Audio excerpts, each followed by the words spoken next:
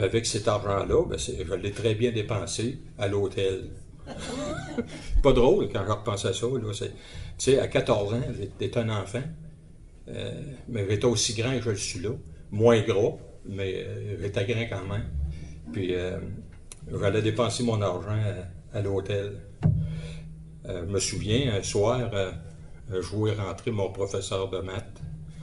Fait que là, je m'en vais le voir. Salut Gustave, comment ça va? Je l'appelais par son prénom. Puis là, lui, il était tout surpris de me voir là. Fait que là, je paye une bière, il m'en repaye une. Puis là, on passe la veille ensemble. Puis il dit, demain à l'école, là, il dit, tu m'appelles Monsieur Marceau, là, appelle-moi pas par mon prénom. Là. Non, non, non, ça va être correct. Fait que, vers l'âge de 16 ans, là, j'ai décidé, là, non, c'est assez l'école, là, je suis plus capable. J'étais en 9e année, à 16 ans. J'avais doublé quelques années. Fait que là, j'ai dit à mon père, j'ai dit, j'aimerais aller gagner ma vie. Fait que mon père, il dit, c'est beau.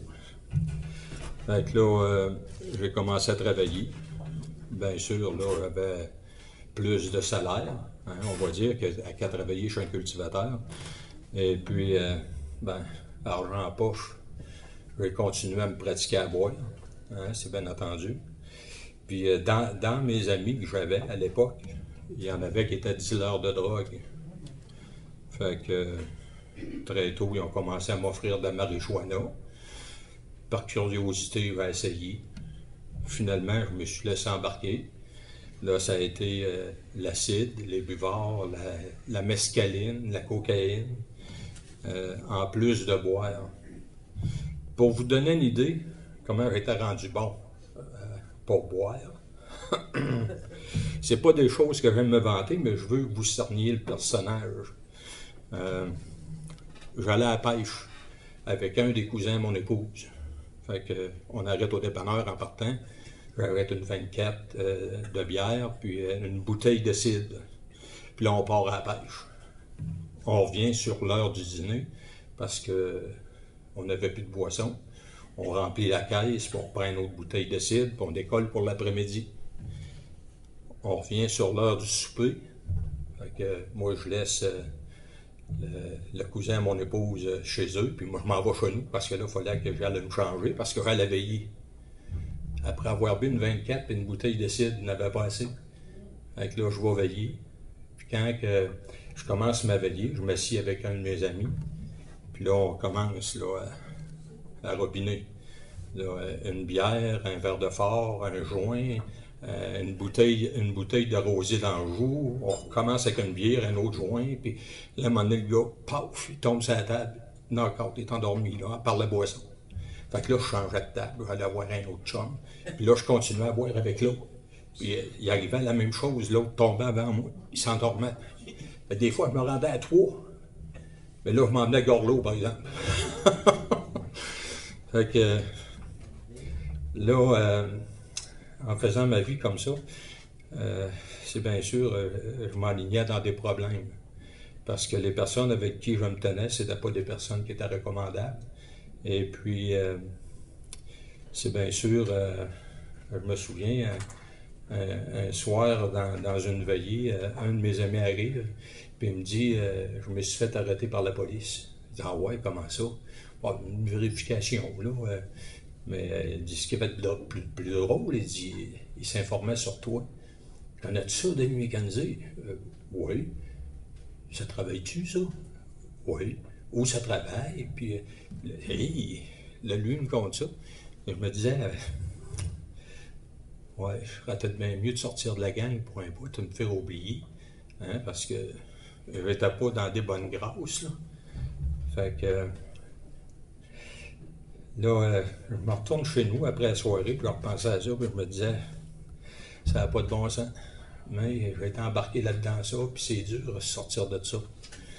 Je me souviens, un soir, un de mes bons amis, il vient me chercher à la maison. Il devait être 4 ou 5 dans le véhicule. Puis là, on part pour aller veiller. On se rendait d'un hôtel à Sainte-Claire. Puis en montant sur la grande route, il y avait un char en avant de nous autres qui roulait vraiment, vraiment pas vite. Fait que mon chum me le dépasse. Puis là, il regarde dans son rétroviseur, puis la personne suivait avec les autres. Là, il break, ça ne change pas les lumières en arrière, fait il ralentit quasiment au point d'arrêter pour que la personne dépasse. Là, après ça, il le suivait avec les autres pour lui montrer ce que ça faisait. Là, après ça, ben, il l'a redépassé. Encore pareil, il reste assez haut. Là, il ralentit au point d'arrêter pour que la personne dépasse. Puis après ça, il l'a suivi jusqu'à Sainte-Claire sur les hautes. Haute, basse, haute. Ah ouais. Quand on arrivait à Sainte-Claire, aux 4 chemins, il y avait un hôtel à gauche, puis il y avait un char de police qui était parqué là.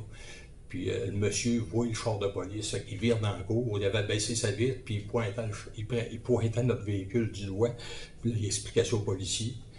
Fait que là, les cerises s'allument, puis ça part en arrière de nous autres. Hein? Mon chum vire dans la rue de l'église, et puis il y avait l'arbre de Noël qui nous suivait en arrière. Lui, il faisait semblant de ne pas le voir, la musique au fond. Là, à un moment donné, il y avait un char qui s'en venait devant de nous autres, puis le char vire carré dans le chemin. Puis les personnes débarquent avec des 12 à pompe puis des revolvers. Puis là, on est obligé d'arrêter, puis débarquer du char, ça presse, puis là, tu te fais pointer avec des armes, là. Et tableau, t'es pas gros dans tes culottes. C'est pas le fun, c'est pas une bonne sensation. Un policier qui s'approche, puis il dit à mon chum, hey, Bert, il l'appelait par son surnom. Il le connaissait, hein? As-tu encore tes mauvaises habitudes? Non, il m'avait pogné une fois, il m'avait dompté, bien dompté, il dit, c'est fini. Fait que de même, ils disent, on peut te fouiller, on peut fouiller ton char. Il dit, il n'y a pas de problème. On se fait fouiller, fouille le char, puis dans le char, ils ont fait une bonne fouille en dessous des bancs, en dessous du datch, la console, le coffre à gants, la valise, ils ont fait le tour. Trop rien. Fait que, ils nous laissent repartir. J'imagine qu'il a dû donner des avertissements à mon copain de ne pas faire ça. Là, on arrive dans le cours de l'hôtel. Il me dit, reste ici, et je vais affaire à toi. Fait que les autres débarquent. Là, il me dit, fumerais-tu un bon joint? Moi, je savais qu'il n'y en avait pas. Là. Les policiers avaient fait le tour de la question. Là, je dis, oui. Il rouvre la console. Il sort le petit panier de plastique où on met les affaires. Puis il se rentre le bas. Il sort une des poches de bottes. Moi, j'en revenais pas. Ça te paraissait même pas d'en face, ta barouette. Tu sais, fait que, tu sais, c'est un enfance ou une adolescence qui s'est poursuivi dans ça, dans ce domaine-là. Pour vous montrer en dernier comment est-ce que j'étais bon dans mon domaine pour boire, c'était Noël. Hein? Quel beau Noël. Moi, je m'étais acheté une caisse de 12 de Heineken. Le frère à mon épouse s'était acheté un petit baril de draft allemande.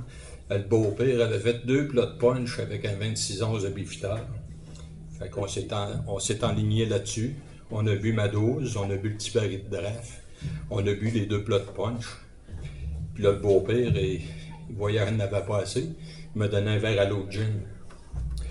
Là, après ça, moi, il fallait que je m'en aille parce que le plus vieux de mes frères était propriétaire d'un hôtel. Puis il donnait le réveillon de Noël pour notre famille, puis la famille de son épouse. Fait que là, je traverse à l'hôtel. Puis là, je fais la connaissance d'un des frères de l'épouse de mon frère. Puis lui puis moi, bon, on s'est bien donné tout de suite. Puis il était en train de boire un 26 onces de bifiteur. Fait que je l'ai aidé à boire son 26 onces. Puis là, après ça, on va traverser dans la cuisine. Là, ça joue au bluff. Fait que je me suis racheté avec 40 onces de gin. Tu sais, ça n'a pas de bon sens. Je pense qu'une éponge marine ne boit même pas de même. Ça n'a pas d'allure. Fait que là, je repensais encore à mon chum qui s'était fait arrêter par la police, puis que la police s'informait sur moi. Fait qu'à cette époque-là, j'ai commencé à sortir avec une fille. Fait que j'en ai profité pour me retirer de la gang. Puis là, ben, j'ai commencé à travailler chez Excel d'Or, un abattoir de volailles. Puis c'est là que j'ai fait la connaissance d'Yvan Gagnon. Lève la main, Yvan. Yvan, moi puis lui, on est tombés ben chum tout de suite. On s'en donnait bien ensemble, puis on travaillait souvent ensemble. Fait que, au bout de, je sais pas, peut-être 2-3 ans, à un moment donné, Yvan, ce qu'on fait à moi, il dit, tu sais, Denis, il dit là, il dit, j'ai des problèmes de couple. Je dis, ah ouais, comment ça? Il dit, ma femme, elle capote sur Jésus, puis il dit, elle dit qu'elle aime Jésus plus que moi, puis il dit, moi, il dit, ça me choque. Fait que là, c'est que tu ferais à ma place. Ben, donc, moi, ça là, ça n'a pas de bon sens. J'étais de très bons conseils, hein, comme vous pouvez voir. Mais ça n'a pas de bon sens. Puis, quelques temps par après, là, mon chum Yvan, il arrive à Romoy, puis il dit, tu sais, Denis, je t'avais parlé de ma femme qui avait des problèmes, là. Ben, il dit, je suis rendu pareil que elle. Hein? C'est quoi ça? Es-tu tombé sur la tête? Es-tu malade? Puis là, en mettant, puis en plus, je blasphémais gros comme le bas. Je conjuguais dans mes phrases Christ, puis me semble que j'envoyais mon beau Yvan la face bien rouge. Fallait qu'il y ait du gars pour m'en parler. Fait que là, plus tard, par après, ben là, il a commencé à me parler de Jésus.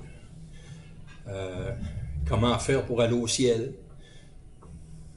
Fait que là, tu sais, ça m'amenait des questions, puis là, j'y posais des questions là-dessus.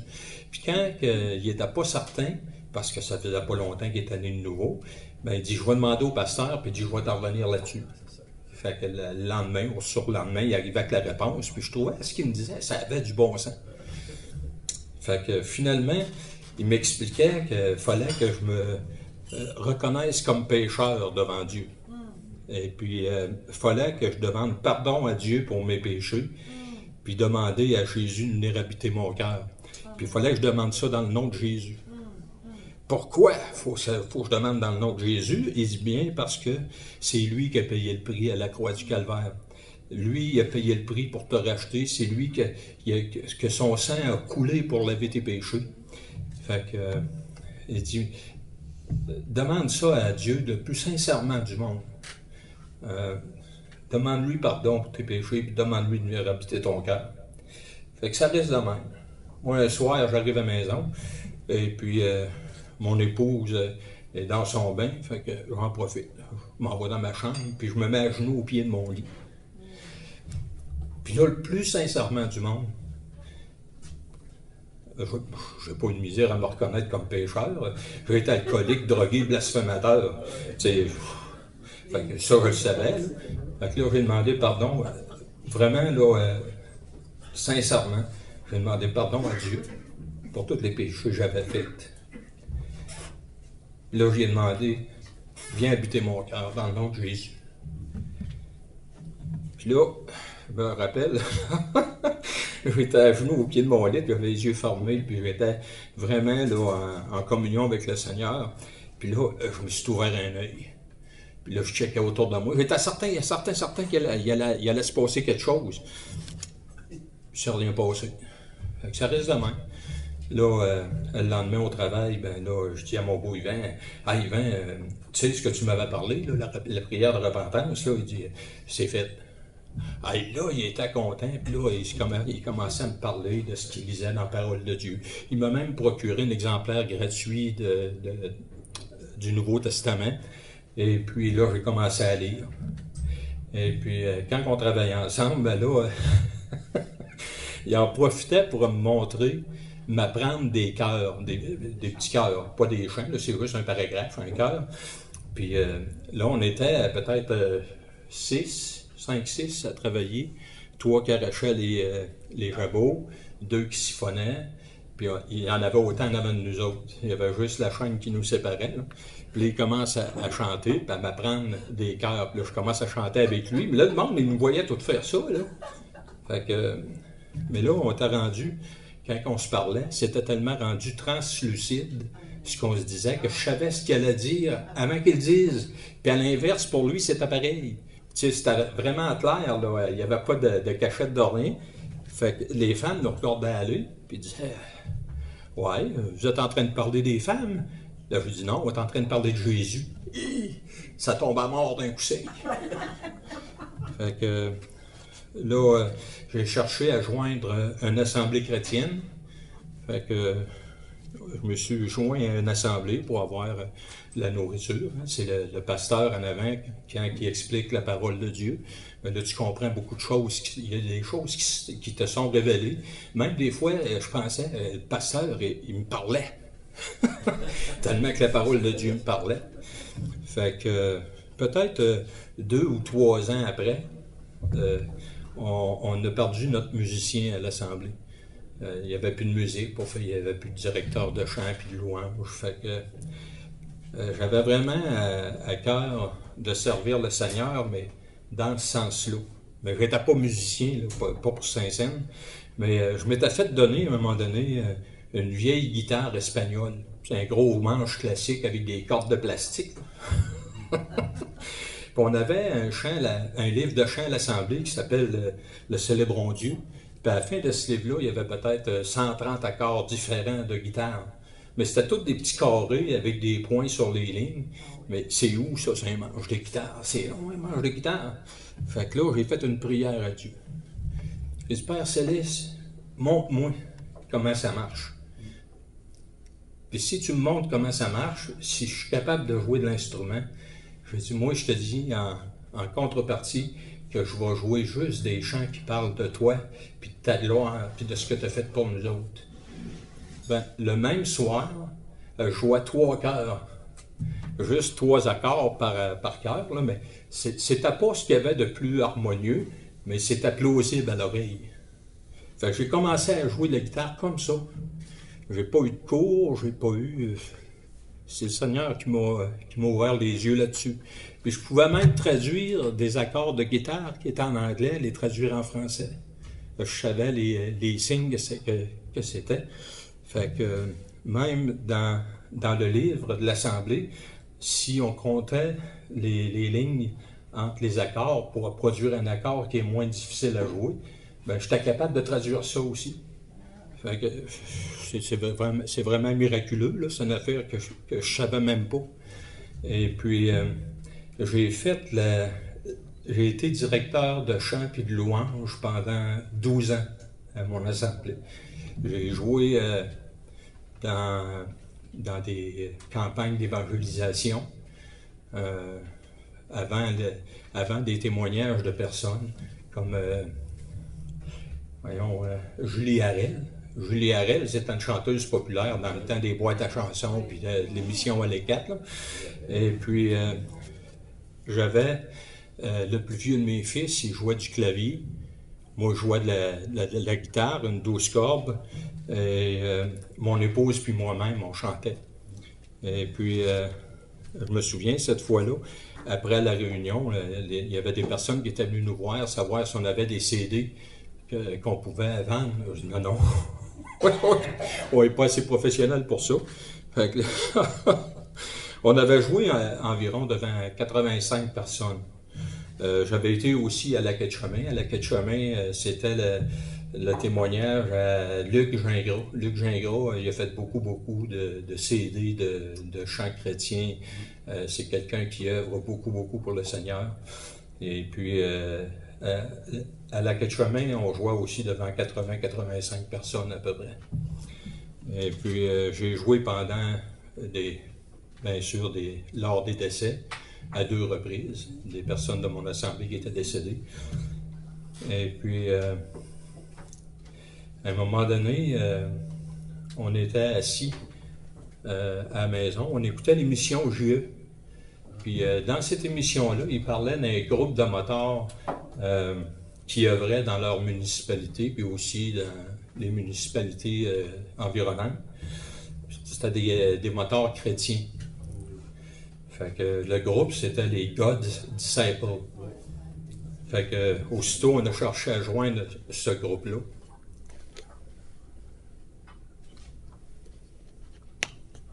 Chose dite, chose faite. Pendant une campagne d'évangélisation, j'étais dans les rangées. C'était un genre comme un amphithéâtre. Puis j'ai joué un gars qui a une froc de moto. Fait qu'il était pas loin. Je suis allé le voir, puis je me suis informé. Puis lui, c'était le boss du chapitre Québec. Fait que j'ai embarqué avec lui dans les God's Disciples. Puis là, ben, pour faire tes preuves, ben, il fallait que tu ailles avec eux autres puis que tu donnes ton témoignage dans différentes municipalités. On faisait de la prévention sur les drogues, sur l'alcool, dans les polyvalentes. Et puis, eux autres faisaient même de la visite aux prisonniers en prison qui n'avaient pas de visite. Fait que, je me souviens... je vais revenir en arrière, parce que je pense à mon beau Yvan. 3 jours après ma conversion, Yvan me dit un matin, il dit « As-tu remarqué? » Il dit « Il y a de quoi de changer? » Fait que là, je regardais dans mon entourage, je vais voir s'il y avait eu des nouveaux travaux ou des affaires qui avaient changé. Je dis « Non. » Je dis « Je vois pas. » Il dit « Ça fait 3 jours. » Il dit « Tu blasphèmes plus. » Tu sais, quand je m'étais ouvert là, il dit « Va se passer de quoi? » Mais Dieu avait purifié mon langage. Puis mieux que ça, Dieu m'avait délivré de l'alcool puis de la drogue. Puis avec tout ce que moi j'ingurgitais, là, dans le temps, là, il y a ce qu'il appelait de la mescaline. Ça, j'en ai pris là, à outrance. Puis ben, c'est sûr, ça a eu des effets néfastes sur mon cerveau. Hein? On peut s'en apercevoir. Puis, tu sais, quand je donnais mon témoignage dans les écoles, ben là, je racontais ça aussi. Comment est-ce que les drogues avaient fait des ravages dans mes cellules de cerveau. Comment est-ce que la boisson m'avait magané. Puis, je me souviens, un coup, j'avais été donner mon témoignage dans une classe fin primaire ou début secondaire. C'était des jeunes, là. Et puis, Lover, un des gars du club, lui était de là, Saint-Raymond. Puis il était déjà dans la classe des élèves bien avant que moi j'arrive. J'arrivais un peu en retard. Puis là, lui, il avait raconté c'était quoi les patentes du club, qu'est-ce que le club faisait comme quand il œuvrait pour le Seigneur, tout ça. Puis là, il avait fini ce qu'il avait à dire. Puis là, d'un coup, j'arrive. Il était content. Fait que là, il dit, je vous présente... bon, OK. Là, je vais vous dire tout de suite, là, tous les motards ont des surnoms. Fait que moi, je voulais un surnom qui frappe comme un coup de poing. Tu sais, je voulais un surnom qui fasse mâle, un peu comme le mâle alpha de la troupe de loups, là, tu sais. Fait que le nom que j'ai choisi, c'est Timine.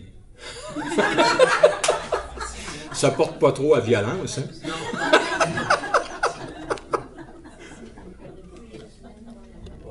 J'avais été donné mon témoignage dans cette classe-là. Puis je compte un peu comment j'étais avant. Et puis ça n'a pas été long que j'ai tombé dans le vif du sujet. Là, on parle de Jésus. Puis Lover, lui, il m'a regardé aller donner mon témoignage. Puis il n'en revenait pas comment est-ce que ça avait l'air facile de parler de Jésus. Lui, il trouvait ça plus difficile. Tu sais, c'est pas facile de nos jours de parler de Jésus. Tu sais, il y a tellement de personnes qui sont contre la personne de Jésus. Fait que moi, j'en parlais parce que de toute manière, quand je blasphémais, je ne me cachais pas pour blasphémer. Je blasphémais devant le monde. C'était bien normal. Là. Fait que je me suis dit, pourquoi est-ce qu'aujourd'hui, j'aurais de la gêne ou de la honte de parler de Jésus? Il n'y en est pas question. Fait que j'étais assez lousse là-dessus. Fait que à la fin du témoignage, la maîtresse d'école a dit, on va faire une période de questions. Fait qu'elle demande aux jeunes si vous avez des questions, là, c'est le temps. Il n'y a pas un jeune qui posait de questions. Hein. Elle dit, OK, bon, elle dit, moi, je vais briser la glace. Elle dit, vous avez parlé que vous avez pris beaucoup de drogue puis que ça a eu des effets néfastes sur votre cerveau. Elle dit, comme quoi? Bon, il n'y en a pas. Puis là, je fais un paquet de grimaces. Puis les jeunes partent tout à rire. Là, mon épouse était avec moi. Elle dit, mon mari fait bien des farces avec ça. Là, mais elle dit, quand on part de la maison, là, je lui dis, on va arrêter à la caisse. Puis c'était vraiment pas loin de où on demeurait. J'arrivais en avant de la caisse, je passais loin. C'était déjà parti, c'était déjà oublié. Hey, je t'ai dit, il faut arrêter à la caisse. Oh, c'est vrai. Faire d'abord. Les noms, les numéros de téléphone, les visages. J'ai tout perdu ça. Puis j'étais bon là-dedans. Mais là, c'est plus là. Des fois, je pouvais passer une veillée au complet avec un gars. Dans le temps, je buvais. Puis le revoir la fin de semaine d'après. Puis ça me disait rien. Je le reconnaissais même pas. Je me rappelais même pas son nom. J'avais ce qu'ils appellent des trous noirs, des blackouts. Et puis, c'est bien sûr, le Seigneur m'a délivré de toutes ces choses-là. Mais ça, c'est resté. Ça, c'est l'histoire de nom, de numéro de téléphone. Je n'étais pas capable de me souvenir. Fait que, je me souviens un jour, ah ça, faut que je vous conte ça. On s'en va dans le Vieux-Québec, ou les Portes Saint-Jean. Puis là, il fallait distribuer des tracts sur la rue au monde pour les inviter à venir entendre nos témoignages. Fait que moi et mon épouse, on n'avait jamais fait ça. Fait que là, on pensait, tu sais, mettons, suivre un, puis voir comment est-ce qu'il faisait, comment est-ce qu'il procédait pour faire ça. Ben non. Là, moi, je me fais donner une pile de pamphlets. Mon épouse, elle se fait donner une pile de pamphlets. Tu prends ce bord-là du boulevard, moi, je prends l'autre bord, puis on distribue du tract. Bon. C'est gênant. Le premier tract, là, je vois un gars s'en venir en avant de moi. Okay. Je me prépare un tract, puis tiens, il ramasse le tract, il me vire de bord, je le vois faire. Il jette ça à terre. Hey. Ouais, fait que là, c'est pas facile, hein? Bon, ben, je dis, OK, là, on va s'y mettre, là. Hein? Fait que je vois une madame qui s'en venait. Bonjour, madame, excusez-moi, j'ai une invitation à vous remettre. C'est pour venir entendre des vies transformées par le Seigneur. La madame, elle prend le tract, merci. Oh! Fait que là, je continue. Fait que là, je donnais du tract. Puis là, ça allait bien, assez que je te allé rechercher des tracts. ben, des fois, mettons, j'arrivais à te donner un tract. Et tu m'en donnais un tantôt. Oh, ben, je vous l'ai dit, hein, j'ai pas de mémoire des visages. Fait que c'est de même que ça se passait. Puis à un moment donné, je vois mon épouse là, au bord du chemin. Timine! Timine! Puis je vois un colosse en arrière. Là, je me dépêche à traverser pour aller voir ce qui se passait. Puis elle donnait des tracts. Puis ce gars-là, il arrive. Puis il dit T'aimes Jésus, toi? Oui. Moi, je me torche avec. Timine! Timine! Fait que là, quand j'arrive, j'ai dit C'est qui se passe? Ben, moi, Jésus, dans la vie, m'a donné rien que de la merde. Moi, Jésus. Oh, oh, oh, oh, oh. J'ai dit Dans la Bible, là, c'est écrit que Jésus est venu pour bénir, pour guérir, pour sauver. Mais j'ai dit, l'ennemi de ton âme, lui est venu pour égorger, tuer, détruire. Là, il vient tout en soir. Puis là, il part, peut-être 20-25 pieds de nous autres, puis là, il se met à spinner en rond. Il est revenu à la charge 3 fois. Puis les 3 fois, je l'ai repoussé en citant un verset de la Bible. Puis à chaque fois, il venait bien trempe en la vitre, puis il redécollait, puis il allait virer en haut. Puis là, il y avait le président du club des gars de Disciple qui était là, avec le trésorier. Puis là, il dit au trésorier, il dit, je sais pas quelle drogue qu'il prend, ça n'a pas de bon sens. Puis lui, de dire au président, il dit, c'est pas de la drogue, c'est un cas de possession. Il dit, check les fers, il dit, à chaque fois que Denis il cite un verset de la Bible, il vient tout trempe. Tu sais, c'est pas la drogue qui fait ça, c'est un cas de possession. Hey, le gars, là, je vous mens pas, il avait les bras là, gros comme des jambons. Il pesait 280 livres, qu'il disait, puis il n'y avait pas un once de graisse sur le dos. Là. C'était vraiment un petit Arnold. On avait été... j'avais été donner mon témoignage dans une école, une polyvalente à Lillette. Et puis... quand on a rentré là, ça faisait longtemps que les autres voulaient avoir les gars de Disciple, puis ça donnait jamais à un, ça donnait jamais à l'autre. Finalement, ben, ça a été demandé à nous autres, le groupe de Québec. Fait que j'ai dit, oh, oui, on va y aller. Mais moi, je travaillais de nuit à l'abattoir, puis je faisais du ménage. Je frottais toutes les plaques de stainless avec du savon, puis une laine d'acier, puis rinçais à l'eau, puis c'était un job qui était dur physiquement, puis tu avais beaucoup de produits forts qui émanaient des odeurs, puis c'était dangereux, là.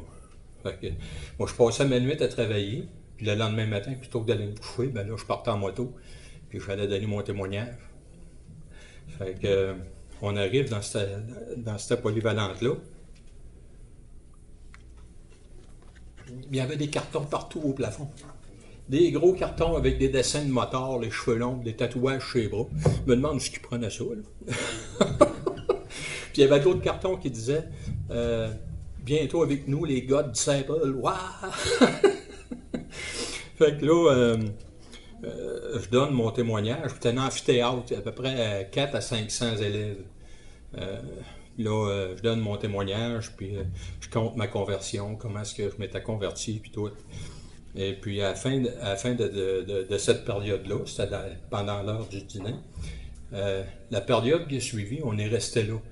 Il y avait 4 ou 5 élèves, puis c'était toutes les plus hautes de l'école, les plus malcommodes là, qui étaient avec nous autres.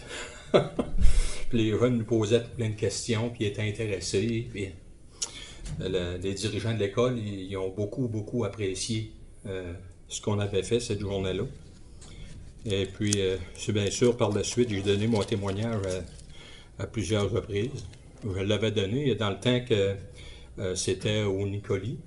Puis c'était la même journée qu'aujourd'hui, le 13 avril 2013. Puis aujourd'hui, c'est encore le 13 avril. Faut pas être superstitieux, hein? Dieu m'a délivré de ça aussi. Et puis, je vais donner mon témoignage par la suite à Saint-Malachie, à Saint-Georges, à la Quai-de-Chemin. On a fait à quelques reprises. Et puis, faut que je vous fasse une autre petite lecture. Vous allez m'aimer.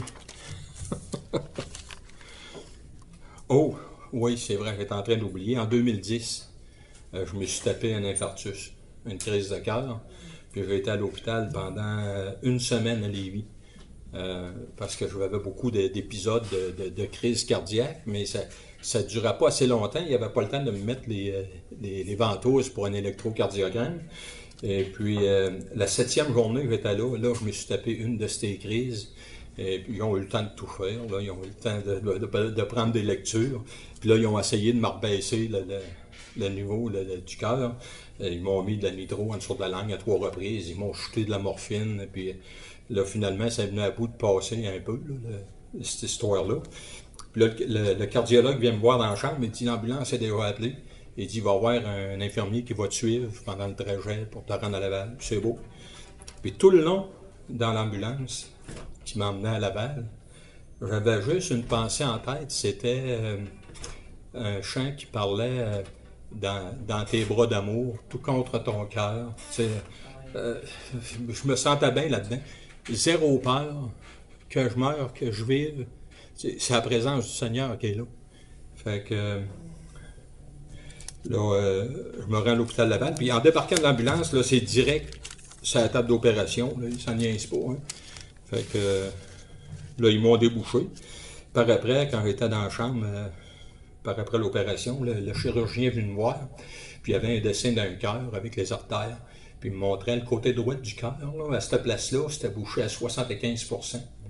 T'allais un peu plus loin, c'était bouché à 99%. Il n'y avait plus grand jus qui passait. Là. Fait que c'est resté de même. Là, j'ai eu un temps de convalescence, 2 mois. Après ça, je recommence à travailler. Puis au travail, il y avait un de mes amis que lui, j'avais passé mon cours de chasse à l'arc avec. Puis c'était un gars qui était bien le fun, puis il faisait bien des jokes. Puis lui, on lui avait parlé du Seigneur à quelques reprises, mais non.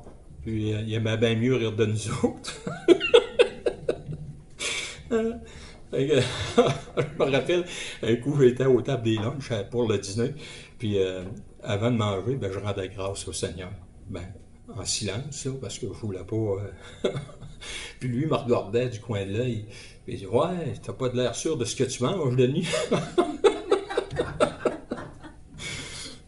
Quelques temps après, le même homme, en se retournant au travail, il partait de la cafétéria, puis dans le passage, se rendre à son travail, il est tombé direct en pleine face sur le sol. Une crise de cœur, puis il a pété aux frettes là. Il n'y avait pas... pensez-vous que cette personne-là a eu le temps de se repentir, puis de demander pardon au Seigneur? Ça s'est fait de même, les lumières se sont fermées, puis c'était fini, puis là, l'éternité commençait pour lui. Là. Ça m'a chagriné bien gros. Ce sera pas long, je me cherche un petit peu, là. Ça va arriver. OK. Là, je vais vous lire quelques versets de la parole de Dieu.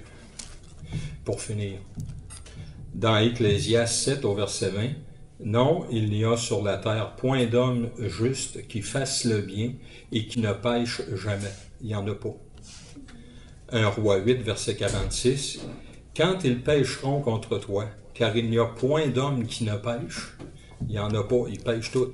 Romains 3, verset 23, « Car tous ont péché et sont privés de la gloire de Dieu. » 1 Jean 1, verset 8, « Si nous disons que nous n'avons pas péché, nous le faisons menteur. Si nous confessons nos péchés, il est fidèle et juste pour nous les pardonner. » Actes 3, verset 19, « Repentez-vous et convertissez-vous pour que vos péchés soient effacés. »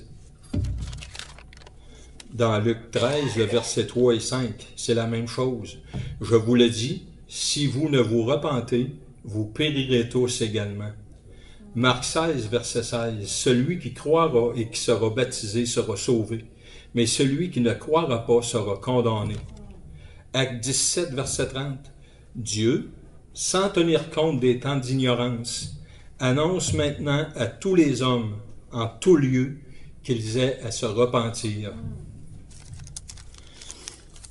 Si ces choses-là ont été écrites dans la parole de Dieu, c'est parce que ces choses-là sont véridiques, sont vraies. Dieu, il n'est pas menteur.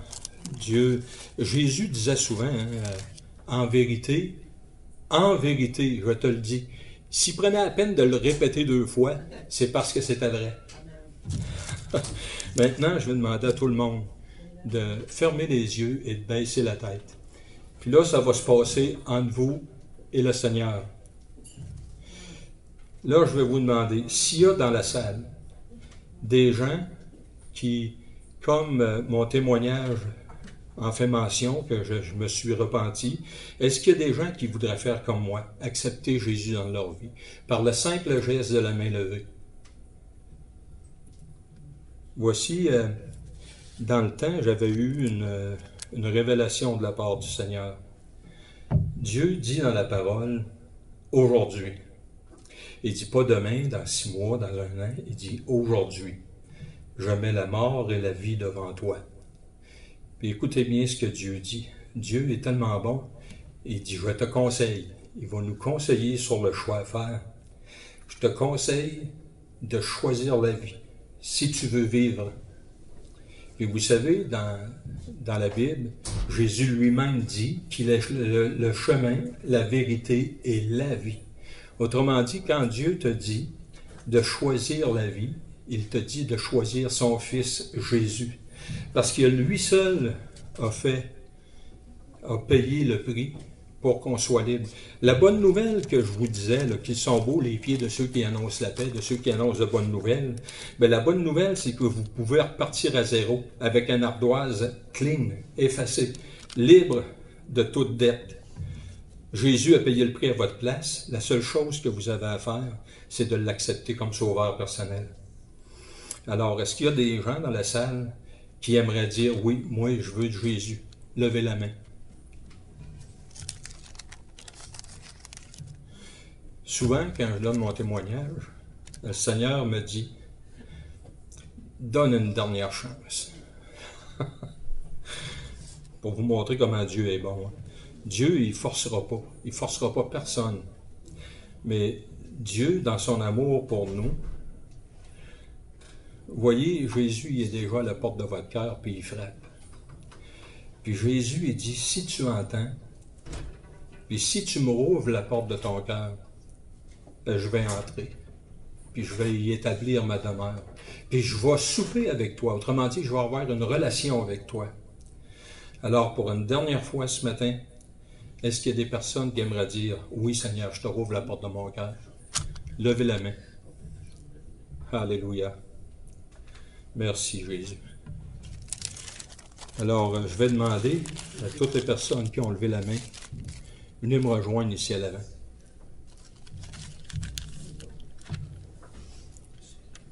Juste à l'avant ici.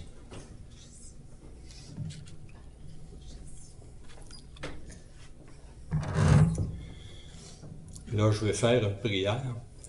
Et puis, si vous êtes d'accord, vous avez juste à répéter après moi.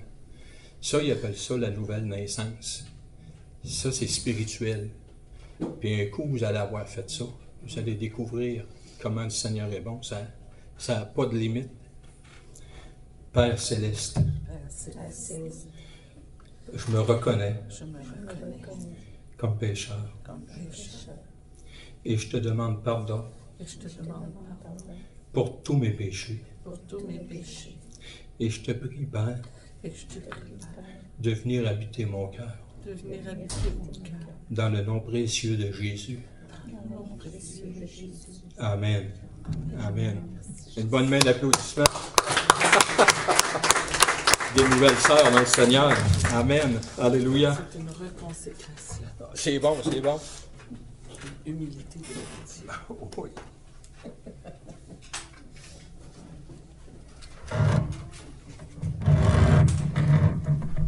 Un cœur dur, endurci, ramolli à la sauce de Jésus-Christ. C'est ce que je vois. Merci énormément, Denis. Parce que, en fait, c'est beaucoup d'humilité, beaucoup d'ouverture. Tu as ouvert ton cœur public. C'est comme le Seigneur a demandé de le faire publiquement. Et puis, on te remercie, vraiment. Alors, que ce soit que vous ayez élevé la main ou non, ça peu importe, votre cœur a été ouvert, votre cœur a été touché. L'important, c'est qu'aujourd'hui, c'est de marcher avec lui. Oui, il dit lui-même, tous ont péché, sont privés de la gloire de Dieu, mais avec Jésus-Christ, on s'en va vers l'éternité avec lui.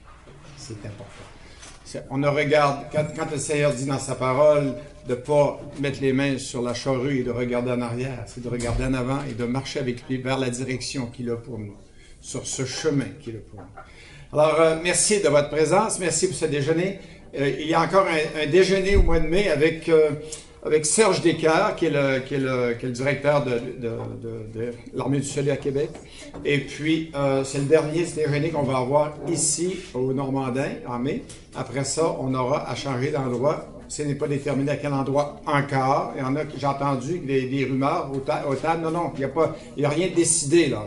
Partez pas en peur avec ça. C'est pas décidé. Alors, on va vous le faire savoir, on va communiquer avec vous autres et vous le saurez en temps et lieu. N'oubliez pas nos soirées de prière, c'est la meilleure place pour venir, premièrement, prier et louer le Seigneur, vous nourrir de la parole de Dieu et également vous serez au courant, vous serez mis à cet endroit-là, mis au courant de